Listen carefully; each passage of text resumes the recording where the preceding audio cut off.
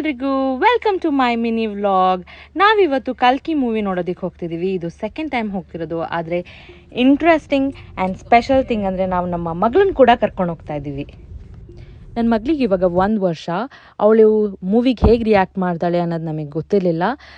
ಅದಕ್ಕೆ ಅವಳೇನಾದರೂ ನಾನು ಅಥವಾ ರಘು ಆಚೆ ಹೋಗೋದು ಅಂತ ಡಿಸೈಡ್ ಮಾಡಿಕೊಂಡೇ ಮೂವಿಗೆ ಬಂದ್ವಿ. ಆದರೆ ಸರ್ಪ್ರೈಸಿಂಗ್ಲಿ ಅವಳು ಇಡೀ ಮೂವಿನ ತುಂಬ ಚೆನ್ನಾಗಿ ಎಂಜಾಯ್ ಮಾಡಿದ್ಲು. ಫೈಟಿಂಗ್ ಸೀನ್ ಬಂದಾಗ ವಾಲ್ಯೂಮ್ ತುಂಬ ಇನ್ಕ್ರೀಸ್ ಆದಾಗ ಹೆದರ್ಕೋತಾಳೆ ಅಂತ ಅಂದ್ಕೊಂಡ್ವಿ. ನೋ ವೇಸ್, ಅವಳು ಹೆದರ್ಕೊಳ್ಳೇ ಇಲ್ಲ. ಫುಲ್ ಚಿಯರ್ ಮಾಡಿಕೊಂಡು ಮೂವಿ.